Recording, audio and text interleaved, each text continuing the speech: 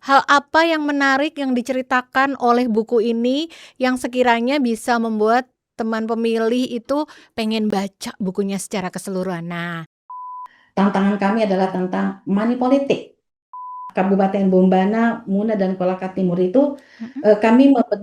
kami bekerjasama dengan Bawaslu membentuk desa anti politik uang. Bagi teman-teman yang berminat untuk masuk menjadi anggota KPU, ke depannya itu buku ini dapat direkomendasi. Maka dengan menulis, maka kita akan abadi dalam sejarah.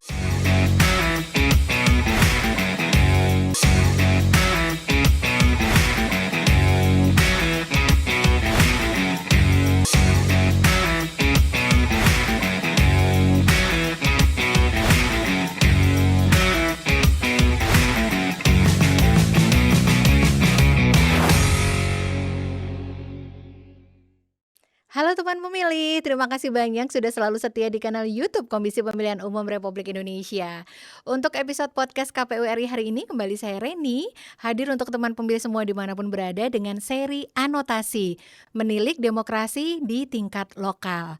Seri ini akan mengajak teman pemilih untuk melihat koleksi buku yang dibuat oleh KPU RI, KPU Provinsi ataupun KPU Kabupaten Kota di seluruh Indonesia yang menjadi bentuk rekam jejak dari penyelenggaraan pemilu dan pilkada 2024.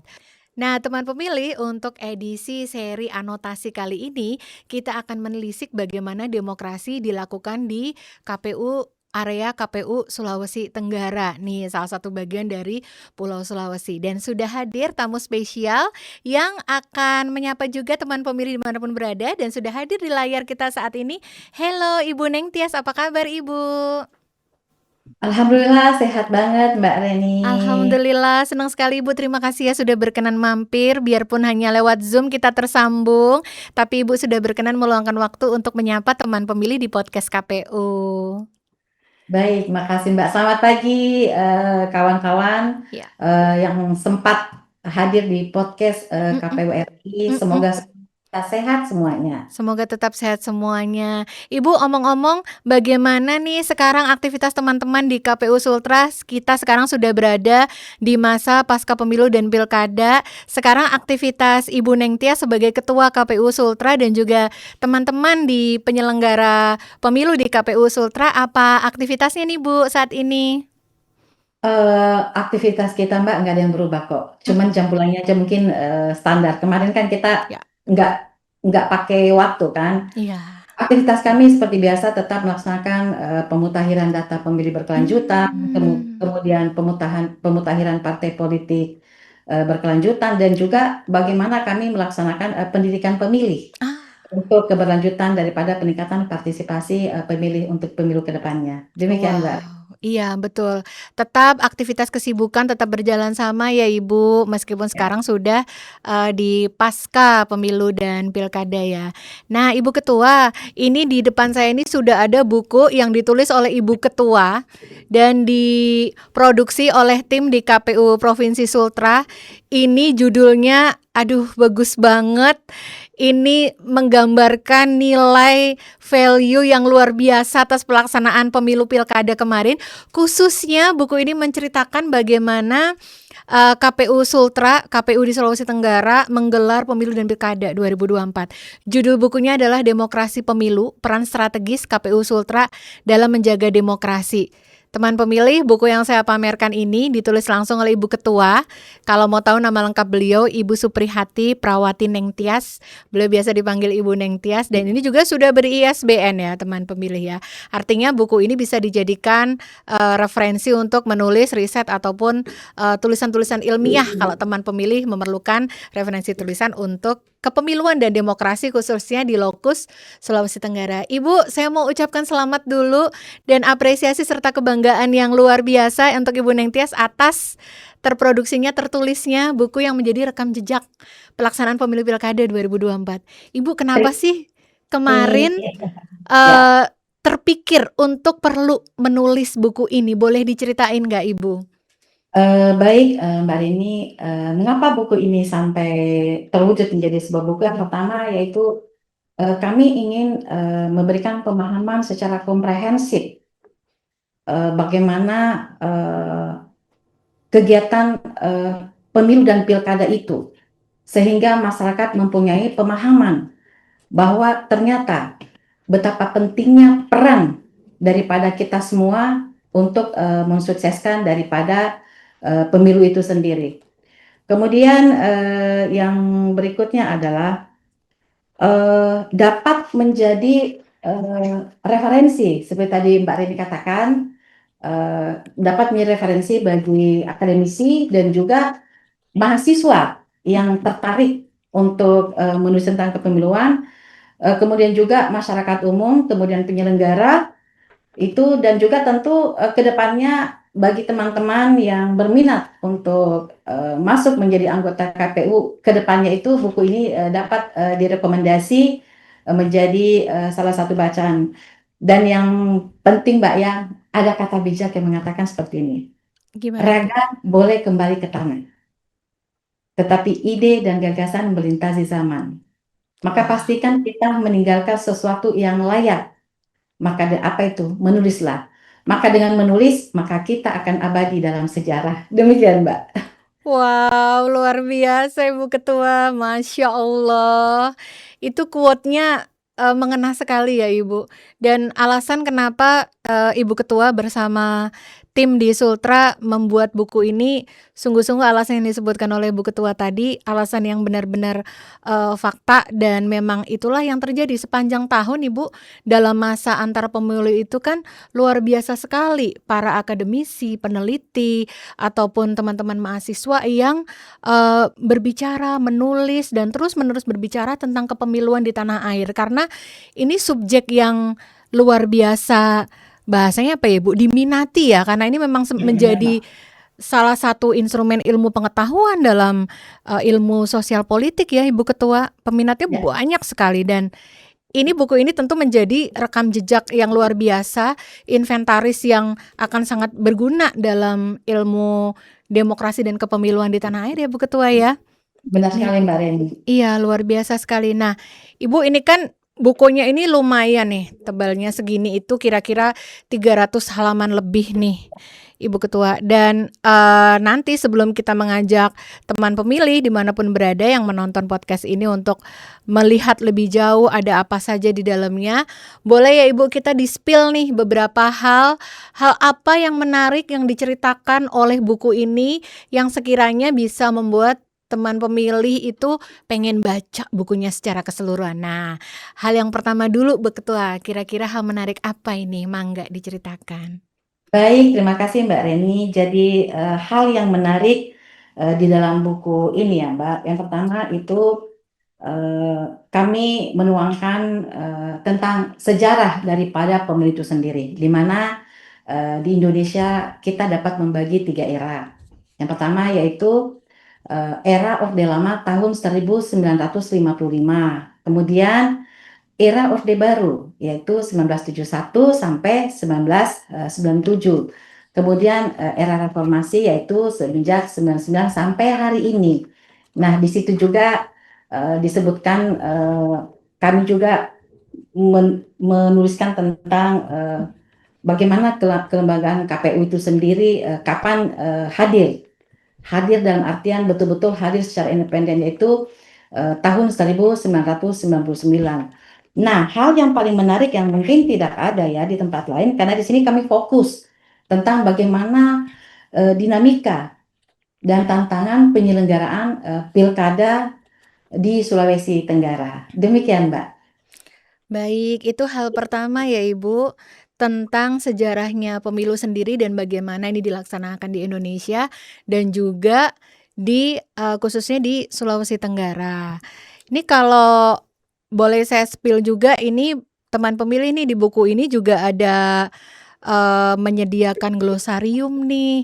Kalau kita kadang-kadang mengikuti berita pemilu, kepemiluan gitu, kadang-kadang suka ada istilah yang rada-rada ini ya Ibu ya, yang rada-rada apa sih itu, misalkan nih ambang batas parlemen atau parliamentary threshold. Itu dijelaskan teman pemilih. Ada nih di sini. Terus apa yang namanya daftar pemilih tepat, tetap, kemudian demokrasi elektoral. Ini dijelaskan di bagian akhir itu, Ibu Neng Tias menyiapkan glosarium dan ini berguna banget nih kalau misalnya teman-teman mahasiswa ya Ibu ya, Benar, eee, Mbak.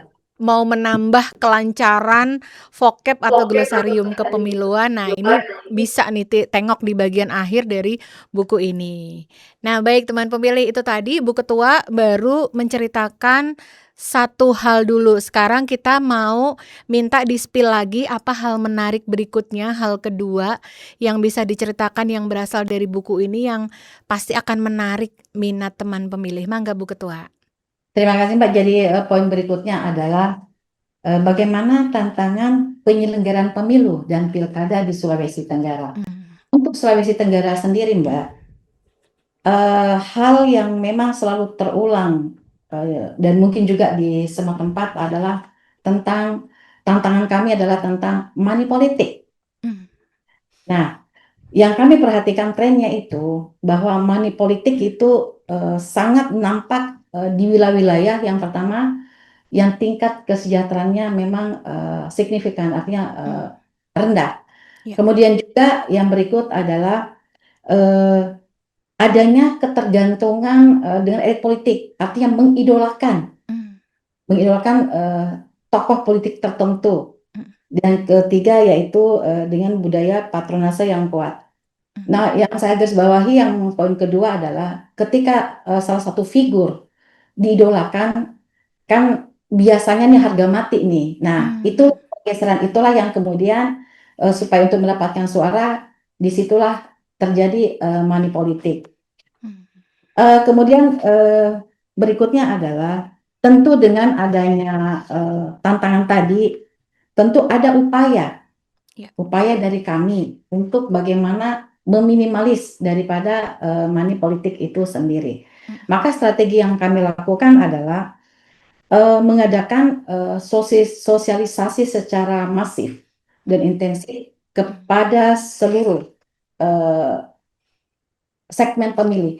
Nah, ini kami menggandeng kejaksaan dan juga kepolisian. Mengapa? Supaya di situ pidananya dipertegas, sehingga tentu ketika masyarakat memahami bahwa betapa berbahayanya money politik, tentu ada upaya juga dari masyarakat untuk juga tidak melakukannya. Kemudian juga untuk di Kabupaten Bombana, Muna dan Kolaka Timur itu kami bekerjasama dengan Bawaslu membentuk desa anti politik uang. Jadi itu bekerjasama dengan Bawaslu dan KPU juga terlibat di dalamnya. Nah, hal-hal itu juga yang kami upayakan. Kemudian juga terkait adanya disinformasi digital atau penyebaran berita hoax. Nah, yang kami tarik ini, yang kami libatkan adalah para pemilih milenial. Karena mereka tentu sangat melek dengan teknologi. Nah, harapan kami dengan keterlibatan para siswa SMA, kemudian juga kampus, itu kami ada kerjasama ya Mbak dengan kampus. Tentu para generasi muda ini yang juga mensosialisasikan kepada masyarakat tentang bahaya daripada money politik, dan juga tidak terlepas kami punya media sosial sendiri juga. Di situ kami selalu menyampaikan bahwa untuk tidak melakukan hal yang seperti itu. Demikian, Mbak. Iya, baik Bu Ketua, terima kasih penjelasannya komprehensif sekali. Dan ternyata tadi Ibu Ketua langsung menyebutkan tantangan dalam penyelenggaraan pemilu dan pilkada. Money politik sebagaimana juga menjadi tantangan di berbagai tempat di seluruh Indonesia dan berbagai tempat dalam penyelenggaraan pemilu pilkada kita ternyata juga menjadi isu yang kuat ya Ibu di Sultra ya. Benar, wow, dan ternyata para penyelenggara pemilu di berbagai daerah mengalami tantangan yang hampir serupa, hampir mirip, tapi bisa jadi memiliki pendekatan dan cara yang berbeda-beda Ibu. Kalau di Sultra ternyata Ibu Ketua dan tim memilih untuk jalur yang bahasanya apa Ibu kalau saya gambar lebih tegas gitu. Dalam sosialisasi itu mengajak langsung kejaksaan sama polisi. Jadi langsung dikasih tahu ini loh akibatnya gitu kira-kira ya Bu Ketua ya. Ya, demikian Mbak. Jadi kita melibatkan instansi yang punya kewenangan. Sehingga tentu kami ingin ada efek jerak Mhm. supaya tidak melakukan hal tersebut. Iya iya, Demikian, Mbak. betul. Dan bahwa memang, money politik itu juga sudah diatur dalam, regulasi atau peraturan perundang-undangan ya, Ibu. Jadi selalu ada risikonya nih kalau masyarakat, tidak berhati-hati nanti bisa terjerat, dalam ranah hukum gitu ya, Bu Ketua. Bisa dipidanakan. Dan dipidanakan, aduh amit-amit banget amit-amit banget. Pemilu itu kan dan pilkada kan merupakan bagian dari pesta demokrasi di mana kita rakyat Indonesia ini diberi, kalau bahasa anak sekarang itu privilege ya Ibu, privilege untuk bisa memilih langsung pemimpinnya masing-masing gitu. Karena tidak semua negara itu warga negaranya punya hak untuk memilih siapa pemimpinnya. Kalau tinggal di, suatu negara yang menganut monarki ya siapapun rajanya, siapapun ratunya kan udah tinggal terima aja ya Bu Ketua. Nah, kalau kita kan masih diberi hak untuk memilih, mari hak ini tidak kita sia-siakan. Nah, semangat dari Ibu Ketua dan juga teman-teman penyelenggara pemilu di KPU Sultra ini salah satu aspek yang perlu kita respect dan kita angkat jempol atas upaya sosialisasi yang dilakukan. Omong-omong Ibu, kalau Ibu bercerita tentang melakukan sosialisasi itu saya selalu kepo, kalau masyarakat Sulawesi, khususnya di Sulawesi Tenggara itu, masih lebih mempan itu cara-cara sosialisasi itu sepertinya tatap muka langsung itu masih efektif, efisien ya, Bu Ketua?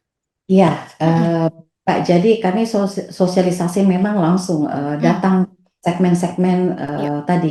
iya, Artinya face to face itu kan lebih kena karena kena, ada tanya jawab. iya Misalnya iya, ke segmen eh, pelajar kan, mmm, pemilih pemula. milik Di pemula, situ lebih asik, Mbak, sangat asik iya, karena mmm, sangat interaktif. iya, Kemudian juga ke segmen perempuan. Nah, di mmm, situ juga lebih seru nih. Artinya kami selalu memotivasi para pemilih iya, untuk menyuarakan haknya. Apalagi terkadang perempuan itu kan terkadang masih malu-malu, lebih pas. Nah, di mmm, situ juga kami selalu memantik bagaimana kalian itu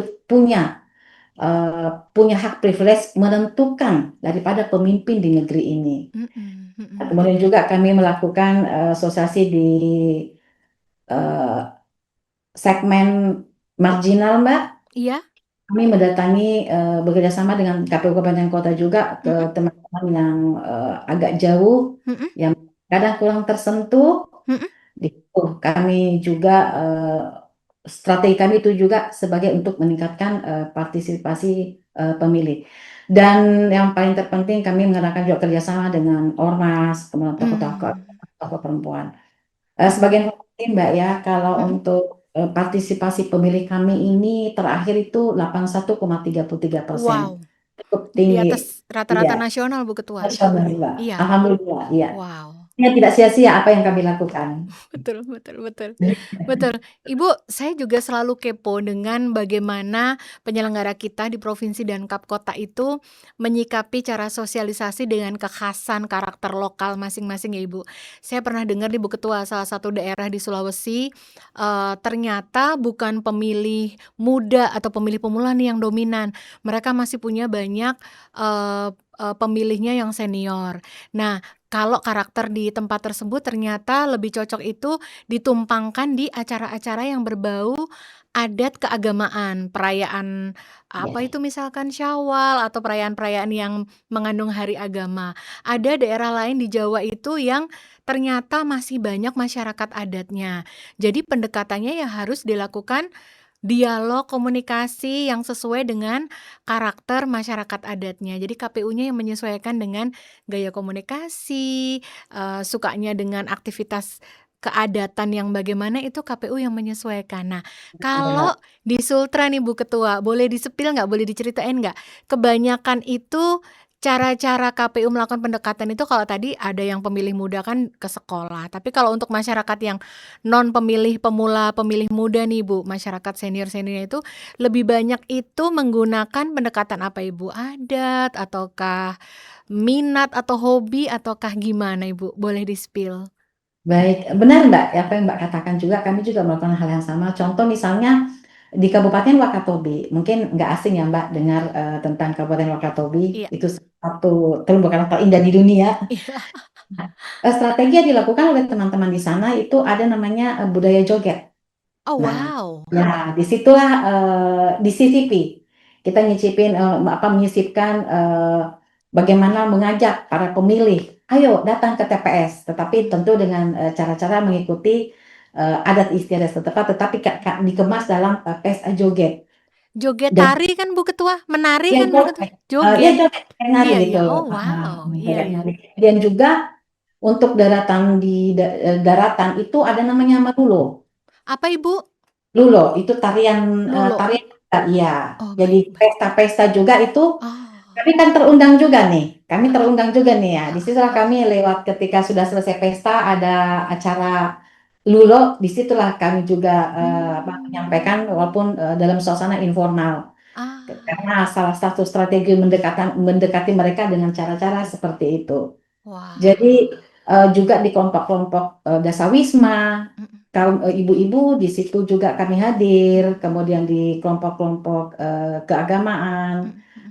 Mm-mm. lewat majelis taklim apa semua, dan teman-teman juga, para teman-teman penyelenggara itu yang mempunyai kemampuan untuk berceramah ketika Mm-mm. misalnya di masjid-masjid, Mm-mm. pasti menyisipkan itu tadi. Hmm. Mari kita ke TPS, tolak money politik, Iya, itu semua hal-hal yang digaungkan. Dan alhamdulillah iya. tadi Mbak dengan upaya yang kami lakukan cukup signifikan hasilnya dengan 81,33% Iya, partisipasi. Ibu, sepertinya kayak terbayar gitu ya, Bu, ya. Karena usaha sosialisasinya ternyata sapu jagat nih. Semua aspek, semua segmen yang kita strukturkan itu dari pemilih marginal, pemilih pemula, adat, wanita, perempuan itu semuanya disapu ya, Ibu ya, sama teman-teman penyelenggara di Sultra ya.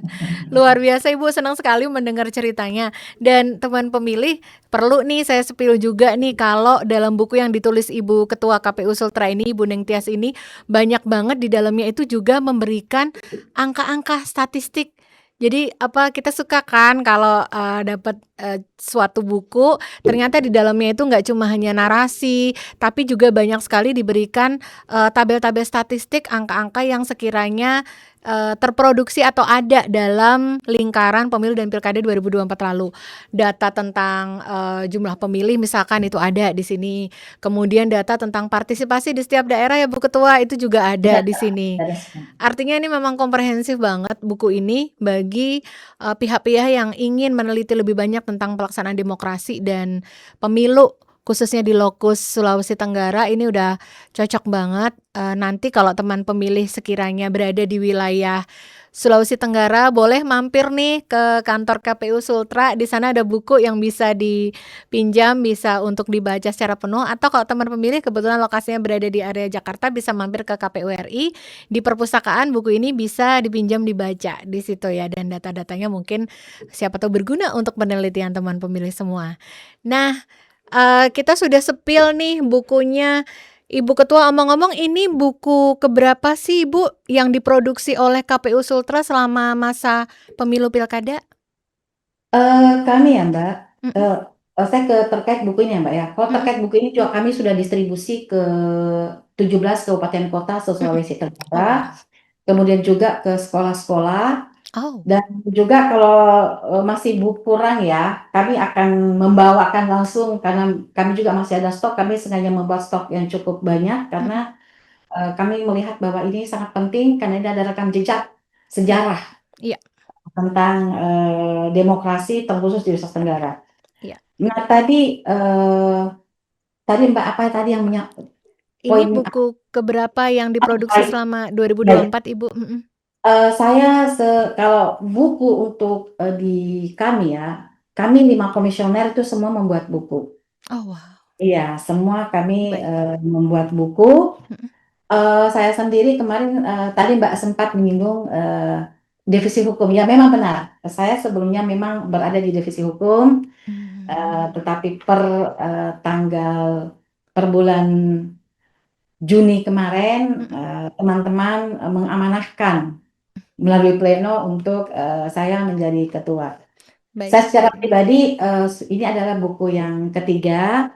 Mm. Kemarin memang lebih banyak menyinggung tentang hukum. Dan itu juga hari ini buku saya juga dipakai oleh teman-teman divisi hukum untuk mengkaji, istilahnya kami punya kegiatan Rabu Berbagi. Nah, di situ yang dibahas adalah persoalan-persoalan, masalah-masalah yang terjadi di gugatan MK. Oh. Jadi semua teman-teman juga Mbak, alhamdulillah membuat buku. Jadi divisi data dan Zendatin, kemudian Parmas sendiri, semuanya membuat buku. Jadi saya nggak bisa mengatakan berapa buku ya Mbak, tapi saya secara pribadi dari pilkada kemarin ada juga buku tahun 2000 pilkada ya. Ya, saya punya ada sudah tiga buku Mbak. Oh wow, Itulah selamat ya supaya Ibu. supaya tadi saya bilang Mbak, supaya saya ingin abadi dalam sejarah. Iya, iya, dan ini adalah kontribusi Gitu. yang luar biasa Ibu Ya. terhadap kepemiluan dan demokrasi di tanah air, buku-buku yang menceritakan fakta sejarah penyelenggaraan pemilu dan pilkada dari masa ke masa. Sekali lagi selamat ya Ibu, dan jangan berhenti untuk berkarya, tentu karya-karyanya akan sangat ditunggu oleh kaum-kaum atau pihak-pihak yang memang fokus dalam pengembangan ilmu pengetahuan tentang pemilu dan demokrasi. Ibu boleh dong kami minta pesan Ibu Neng Tias, Ibu Ketua KPU Sultra, kepada semua teman pemilih yang menyaksikan podcast kita, kira-kira apa yang ingin Ibu pesankan di masa pasca pemilu Pilkada 2024 ini, Ibu? Baik, terima kasih Mbak Reni. Pesan kita yang pertama tentu sebagai penyelenggara tetap menjaga integritas. Itu adalah harga mati. Bahwa kita itu meniatkan catat nama kita dengan tinta emas. Saya itu akan menjadi kebanggaan bagi siapapun yang mengenal kita dan juga ada legasi yang kita tinggalkan. Kemudian juga yang berikut bahwa tanggung jawab bahwa demokrasi yang berkualitas dan berintegritas itu bukan hanya tanggung jawab penyelenggara, tetapi seluruh masyarakat dan juga pemangku kepentingan. Untuk itu, mari kita bersatu padu, memadukan tekad, mari kita menjaga demokrasi di Indonesia, khususnya demokrasi elektoral di Sulawesi Tenggara dengan sama-sama menghormati aturan-aturan yang ada, karena dengan demikian maka apa yang kita harapkan demokrasi yang berkualitas dan berintegritas itu insya Allah akan terwujud. Demikian Mbak. Wow, luar biasa Ibu Ketua. Pesan Ibu Ketua ini mensyaratkan bahwa kita sebagai penyelenggara pemilu ini bekerja itu ambillah peranmu. Jangan cuma bekerja asal bekerja karena untuk mendapatkan penghasilan semata, karena untuk menjalani hidup semata, tapi torehkan namamu sebagai bagian dalam terjadinya sejarah pemilu dan demokrasi di tanah air. Well done Ibu, luar biasa sekali. Sangat menguatkan hati dan juga sangat memberikan insight kepada kita semua penyelenggara pemilu. Ibu sehat selalu beserta para Bapak Ibu pimpinan KPU di Sultra. Semoga kita bisa bertemu lagi dalam momen menceritakan buku yang lain yang ditulis oleh Ibu ataupun tim KPU Sultra ya Ibu. Kami turut bangga sekali bisa turut menyaksikan adanya buku ini dalam lingkaran circle kita dalam demokrasi dan kepemiluan di Indonesia. Ibu, kami mengucapkan terima kasih Ibu sudah berkenan Terima kasih banyak Pak hadir. Reni, terima kasih banyak juga kami sudah diundang untuk Iya, hadir di podcast KPU RI. iya, Titip salam hormat dari kami teman-teman pasti. KPU se-Sulawesi Tenggara. Pasti, pasti Ibu Ketua, terima kasih banyak. Semoga Ibu Ketua dan semua teman dan jajaran di KPU Sultra semua selalu sehat dan juga sukses dalam mengemban amanah penyelenggaraan pemilu pilkada. Amin. Amin. Amin. Dan Amin. teman pemilih, terima kasih banyak ya sudah menyimak obrolan podcast hari ini bersama saya Reni dan tamu spesial kita, Ibu Neng Tias, Ketua KPU Provinsi Sulawesi Tenggara, yang khusus pada episode kali ini di seri anotasi menceritakan buku yang ditulis oleh Ibu Neng Tias, yaitu Demokrasi Pemilu, Peran Strategis KPU Sultra dalam Menjaga Demokrasi. Pokoknya wajib banget baca buku yang ini ya, mampir ya ke KPU ya. Dan teman pemilih, terima kasih banyak. Saksikan juga podcast lain berikutnya masih di seri anotasi ini juga ataupun di episode lainnya hanya di kanal YouTube Komisi Pemilihan Umum Republik Indonesia. Podcast KPU RI terdepan bicara kepemiluan. Sampai ketemu lagi.